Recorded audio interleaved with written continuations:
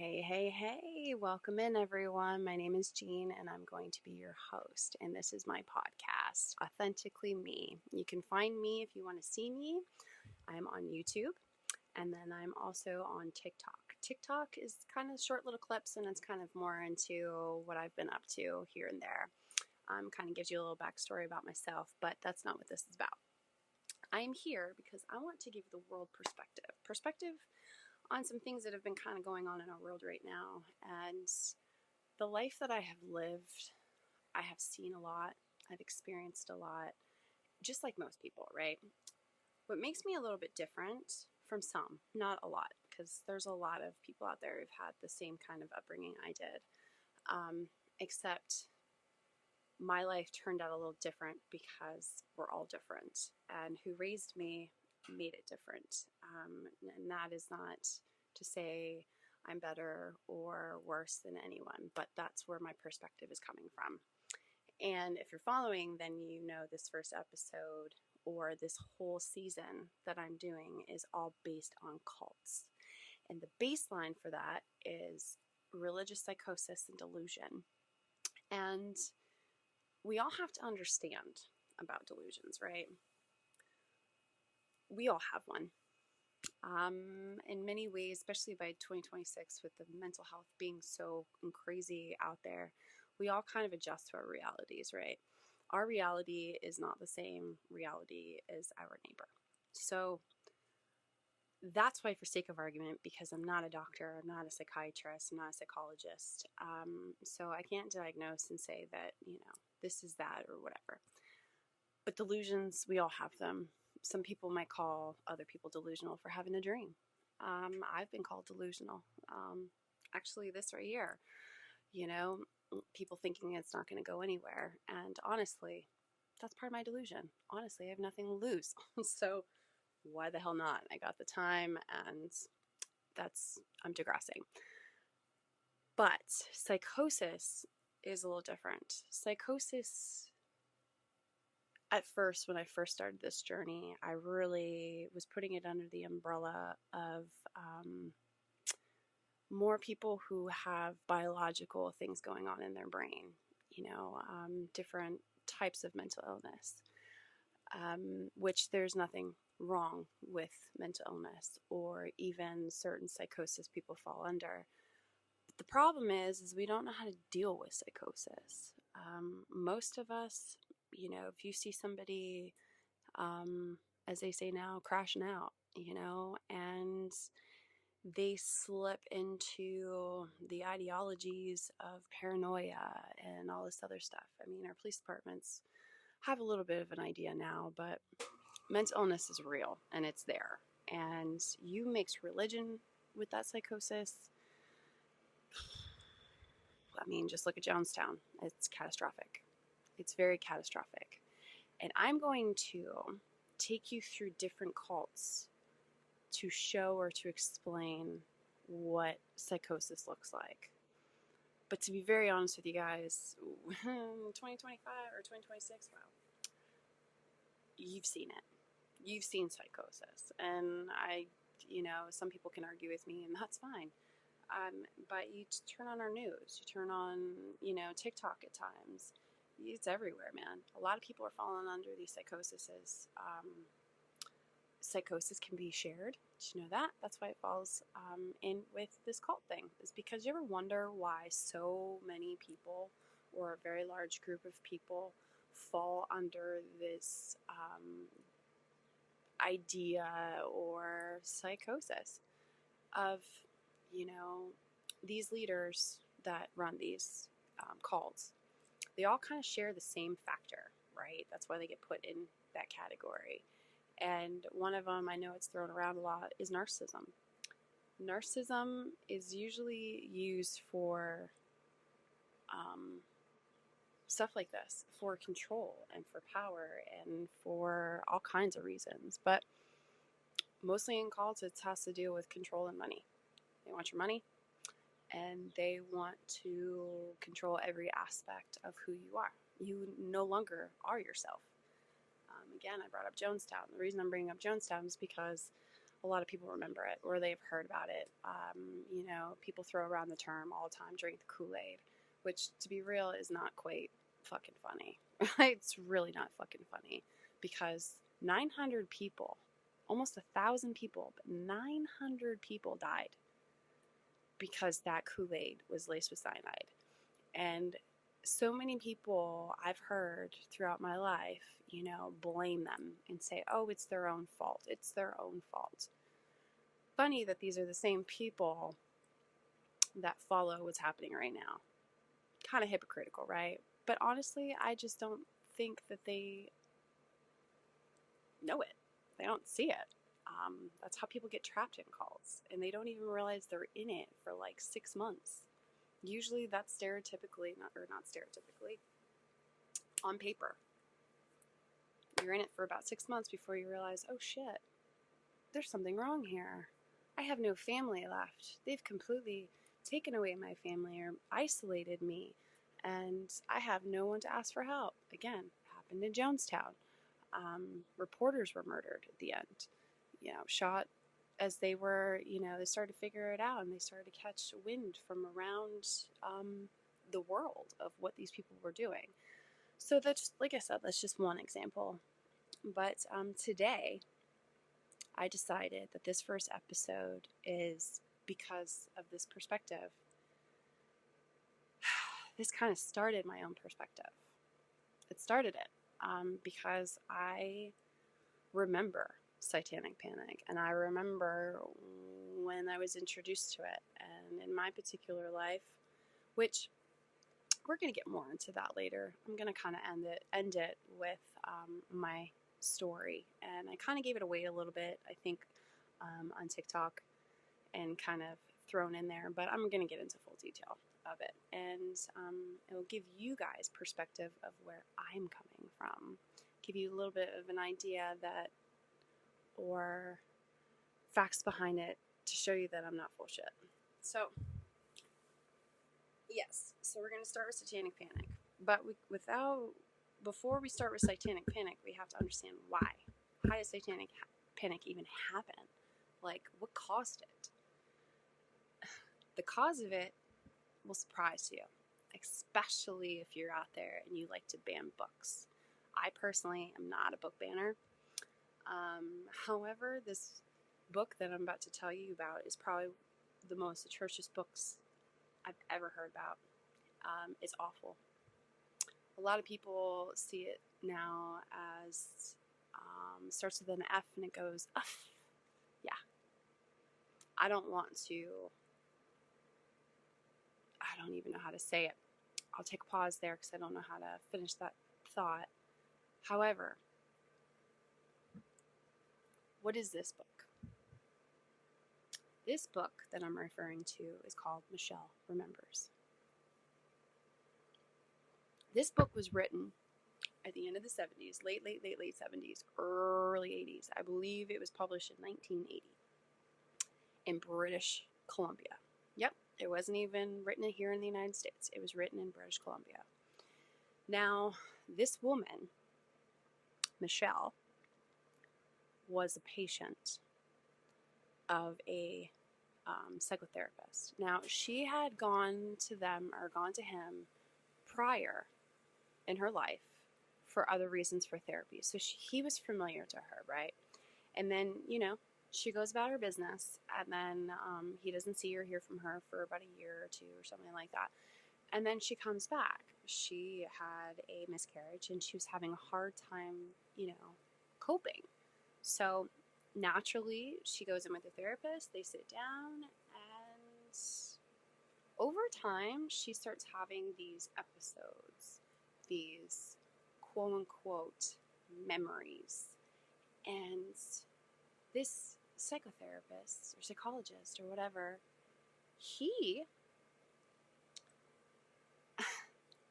decides to, or not decides, but he notices that what she's saying sounds familiar, right? And what she is saying is these ferocious, sorry, I can't talk apparently, things that were happening to her by ritual harm.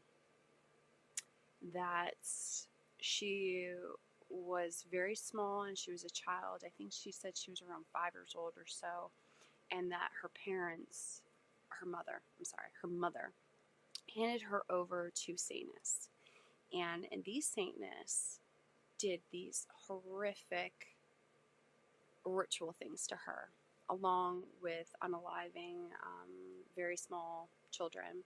Now, these are all like in this book, right? She tells the story of how she remembers. That's why it's called Michelle Remembers. How she remembers all these awful ritual things being done to her.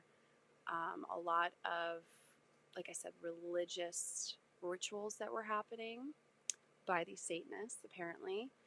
And, yeah, they were sexually doing things to her, awful. And so, while this is all happening, right, she's opening up and she's talking about it to her therapist, which his name is Larry. And I'm looking in my book right now to see what his last name was. I can write you or read you my notes. The notes that I have, right, is, oh, my goodness. Oh, yeah, looking for his last name. Forgive me, guys. I'm barely new.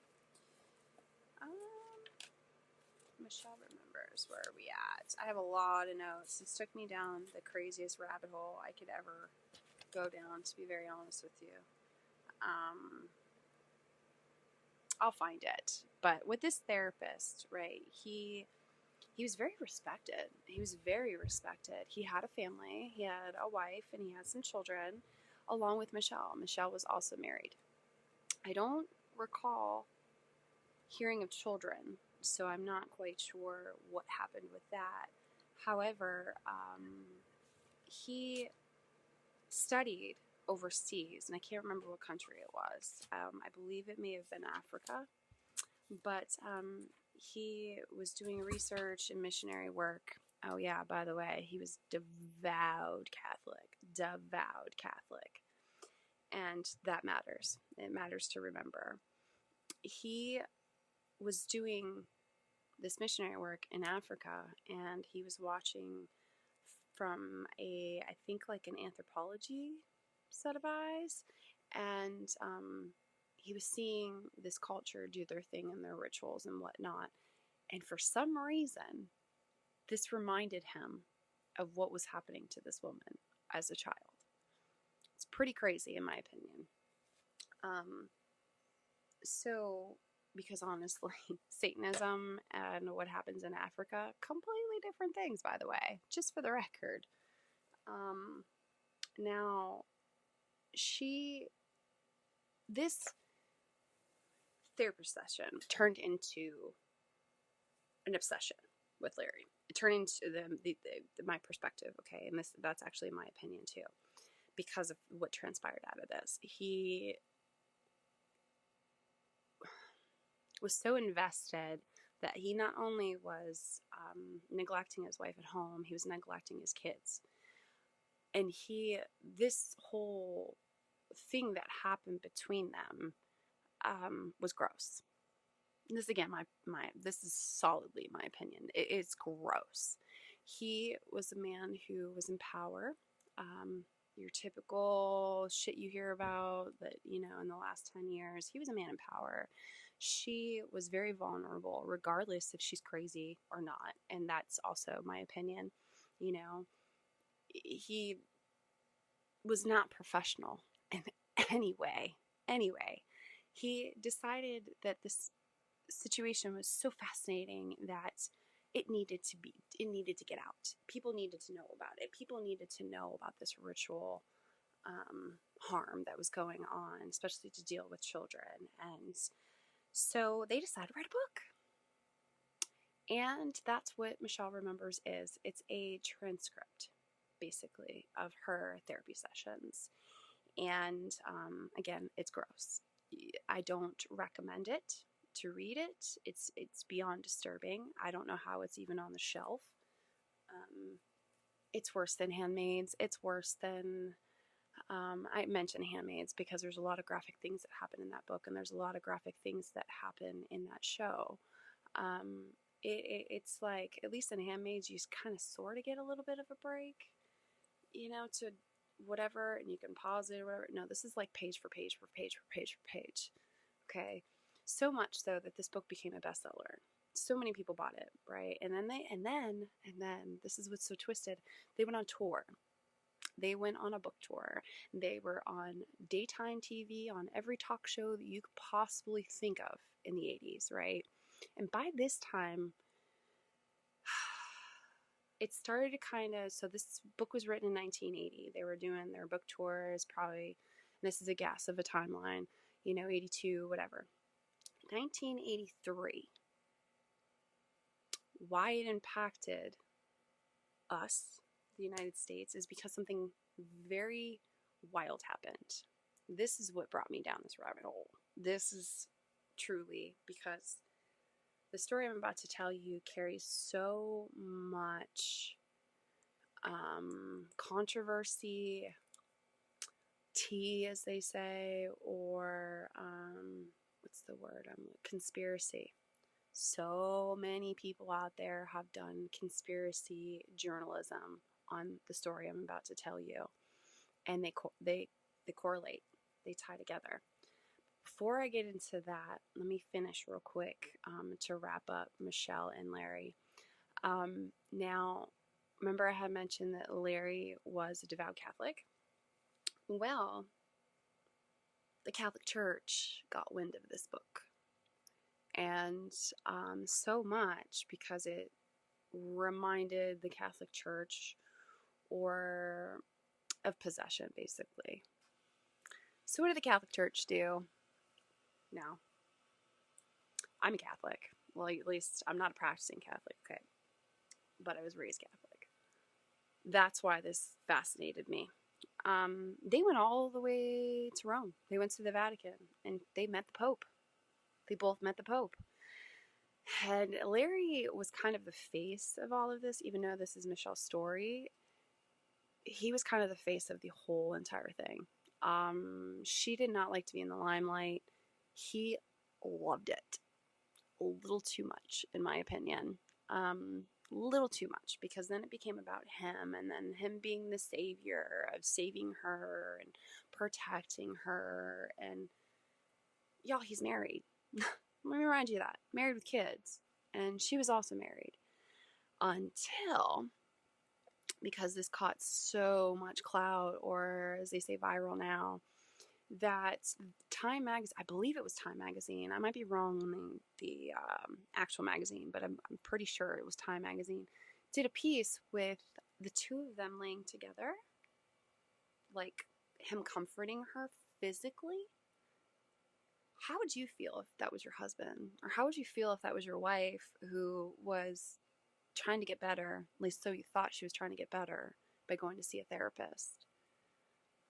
Obviously, they got divorced. And here's the kicker. The two of them ended up married. Yep, and then they spent the rest of their lives together. She eventually stepped out of the limelight because by 92, it was over, but it wasn't over. And the reason I say the 90s, right, started to fizzle out, is because of what I had mentioned about before. Man, oh man. So, I believe it was 1983. McGrath. I think it's McGrath. Oh, in my notes, before I forget, y'all, if you wanted to know or see a documentary that is so incredibly well done about this whole story and the timeline and everything else, you really need to jump on Tubi, because Tubi has a documentary, I believe it came out in 23, about this entire case, this entire thing that I'm going through, except they give you more of a visual. The writer of this documentary, which is called Satan Wants You, by the way, he lived next door or down the street from Michelle and her family. So he is able to put this entire thing together in such a well done manner. I've seen it a couple times because it's really well done, and there's a lot of information.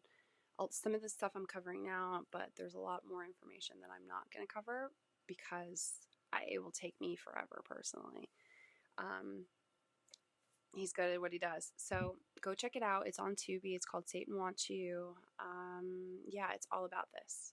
And it actually gets into, I think it's the McGraths or the McGrath case. But so before I saw this documentary, I had jumped on YouTube because I loved YouTube. And I found a couple creators. Actually, that's how I found out about Satan Wants You, was through a certain creator that I had found in the beginning that had done this doc. So, yes. Now, another creator, which I think if I find in my notes who it was, you're flipping amazing because you brought me to this book. This book that I've not read cover to cover just yet is called The Witch Hunt Narrative. It is by Ross E. Cheat. I can't say it properly. Cheit. Now, it's about politics, psychology, and the essay of children. And the entire case is in this book. I mean, he dissects this entire case in a way that is so chef's kiss well done as well. So, and sorry, Sarah, once I find you of who introduced me to this book, I will definitely throw out there because he's got a lot of good videos too. And he also did one on Satanic Panic. And as I'm looking at this book now, I was wrong. I don't know why I say McGrath. It's not McGrath. It's the McMartin preschool case. Do you guys remember that? Now, if you are under the age of 40, you probably wouldn't. But, or if you're a law student, you probably have. The McMartin preschool case was one of the biggest cases in the United States. Why? Because we didn't have anything in place for children in the early 80s, sadly. But hey, it's United States history. You need to know this. There was really nothing in place to protect children. And schools, at home, any of that stuff. Now, you have to understand something if you don't already. And that is when SA occurs with little people, small humans, young humans, it's usually in the family. It's statistically been proven. It's either by somebody that you love and respect that you have in your home and there's small children around, or it's a family member. And now things do happen. Obviously, we all know that. You know, schools have done these things, priests have done these things, pastors have done these things. It's a problem. We all know this. We all know that it's a fucking problem. Now, let me take a sip of my water. Obviously, when something bad happens to a small human, unless you're a sociopath or a psychopath and you just don't feel emotions, it's going to hit home and it's going to hit hard. Now, going back to what I was saying before, right? Psychosis. This is a very good example of psychosis. There was a woman, no, I shouldn't have led it up that way. I'm just going to say, there was a woman who had a very small child and that went to this preschool. And she, for some reason, felt that something happened to this child in a essay kind of way. And so instead of going, and she believed that it was by not just the teacher, but also by the principal and other people. It's a whole group right? She was the police department. Tells the police department exactly what's going on. Now, you have to remember the time. This is early 80s, right? Even in the 70s when things happened, unfortunately, people weren't believed, right? So, and prior to that, about 5 years, I should say, timeline, I can't really think of the math, but there was a situation in Michigan where a lot of boys came up missing, right? A lot of boys came up missing. As a matter of fact, oh, I'm so sorry. Let me get this straight. 4 children were missing. 2 of them are boys and 2 of them are girls. There's another great documentary. I believe actually, I can't remember what it's streaming on right now, but Children of the Snow. It's a great story. Very disturbing, but very well done. That happened, I want to say 10 years prior to this, but I could be wrong on the timeline. My point is, there was nothing in the federal court systems that was put in place to protect children. Now, the reason this changed the court system is since there wasn't anything in the court systems, right? There were people, which I can't think of the organization right now, and I'm kind of glad because they still exist today, decided to take over and interview these kids. So after she goes to the police department didn't do a very good job. They just didn't. They sent out a memo to all the parents to say, or like a little newsletter to tell everybody what the situation was, and that if they feel anything had happened, they need to come to the police, but they all need to be aware. This man hadn't even been arrested yet, right? The man accused. He was not even arrested yet. So I could go on and on and on and in depth into this case, but I don't have enough time. I'm already at a half hour, and I'm going to either call this a quarter, or like 45 minutes of a podcast, or an hour. I'm not quite sure, but we're almost there. There's not a lot of time to explain this, because there's a lot to cover. But why this book is important is not just because it describes in detail what happened in this case. It also explains and gives you insight into why these things become a witch hunt. Because I'm just going to dive right in and say, y'all, there was not enough evidence to say that it never happened because there wasn't evidence. But the gravity of this case took 10 years. 10 years. And the man who was accused didn't see jail time because nothing happened. The conspiracy theories that, children spoke about tunnels underground, it's LA, guys. It's fucking LA. It's just like New York City. Of course there's shit going on underground. But yeah, it's a wild, wild case to really dive into. Now, to sum up, even Michelle remembers, it has been debunked. The whole book has been debunked. And it was by the end of when this case was wrapping up, I believe there was a mistrial, it was thrown out or something of that nature. But there just was not enough evidence. They even, it's horrible. It's horrible on either side, because if things did happen, which, I'm sorry, a 5-year-old is not going to be able to articulately tell you if they're being essayed in rituals. And because that's eventually, guys, what this turned into.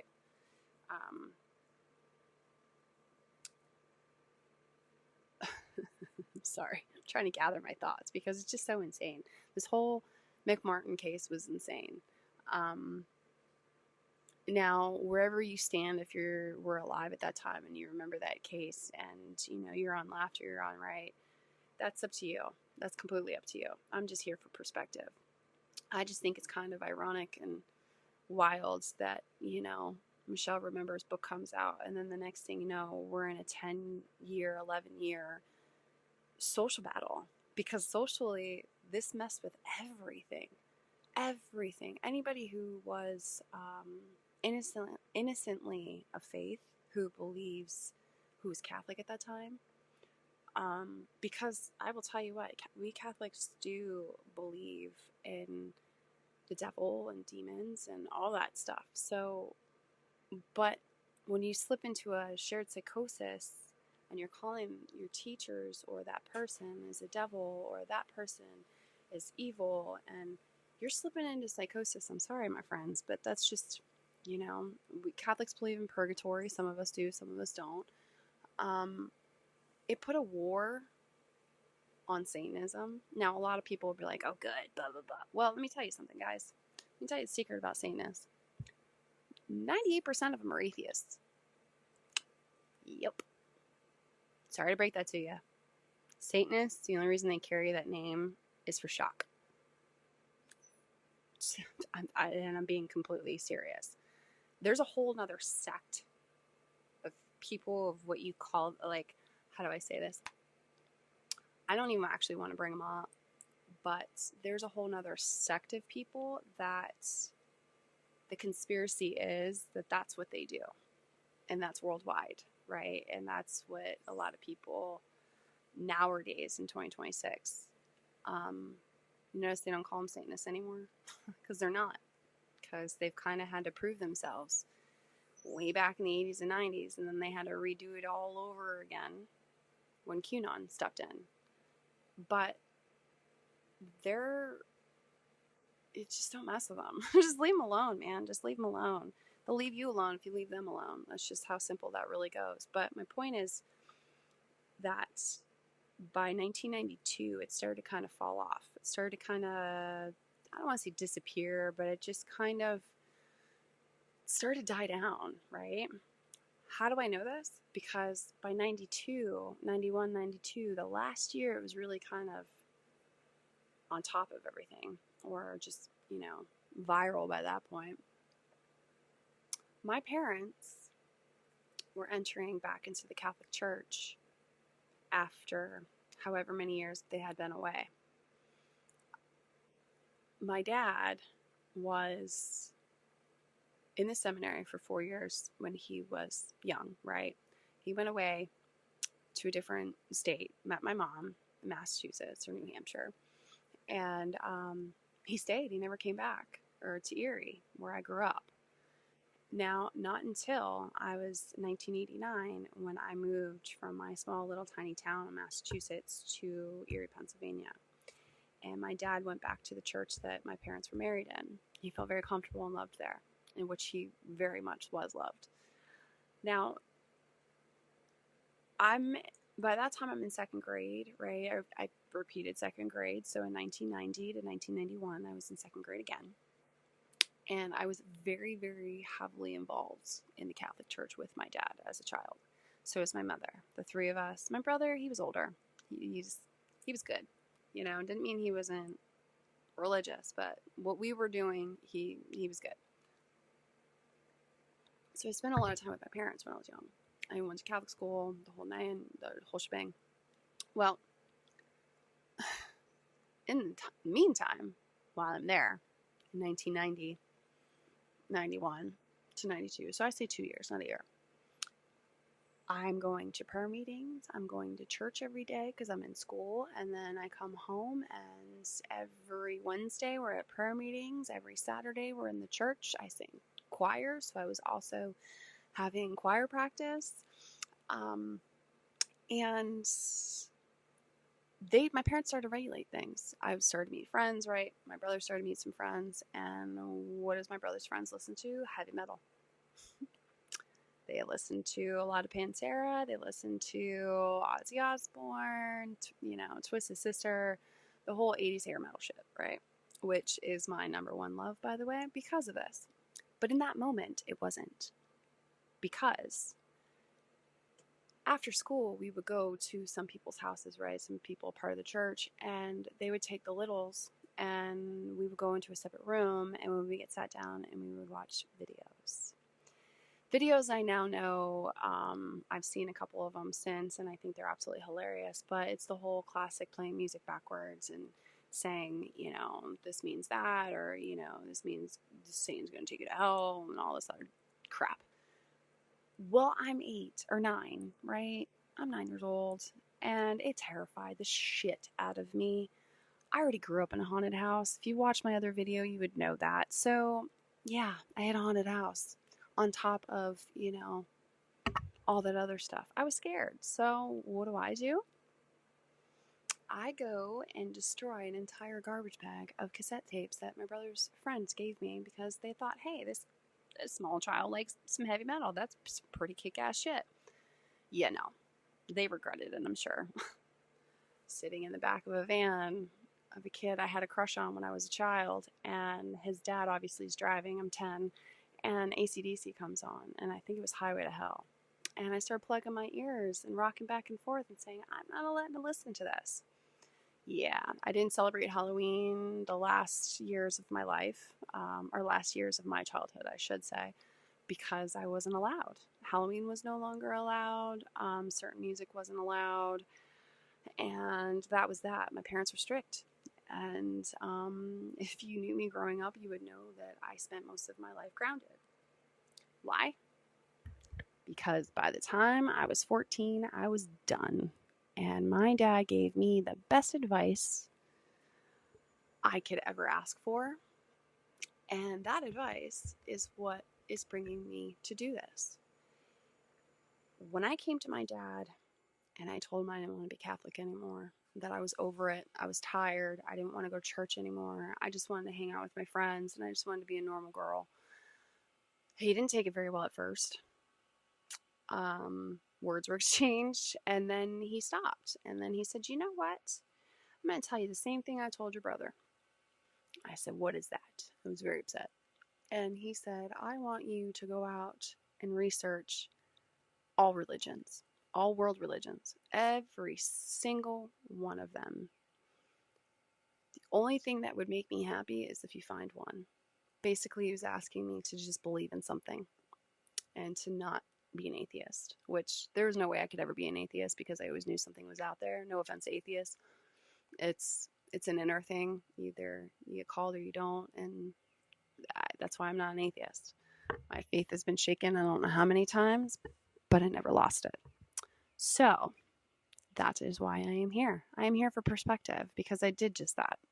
There's a few I don't remember. I may get some of them confused because let me tell you what, since I was 14 years old, I really opened books. And this is a long before the internet, long before easy access of information. I talked to people. I met people. Of course, my parents didn't know about that aspect of me at that time of meeting, I wasn't exactly going to come home and be like, Dad, I met a Satanist and they're not evil, that I wasn't, I wasn't trying to be that much of a rebel. But later on, I've met them here and there and whatever. I've had more bad experiences with overly religious Christians than I ever have with them. So say what the hell you want. Same thing with pagans. I know lots and lots and lots of pagans. I actually have some pagan beliefs. So that is me, and this is the story. No, for real though. I hope you join me for the next episode. And the next episode, I'm really going to get more into the McMartin. I don't know where McGrath comes from. McMartin. And then I'm going to roll into other things. So that will wrap that up.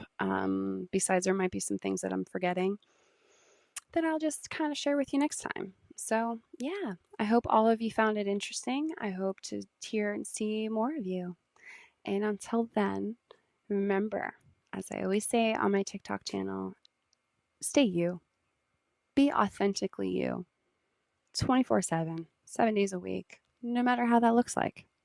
Just be you, okay? Cheers. Much love, guys.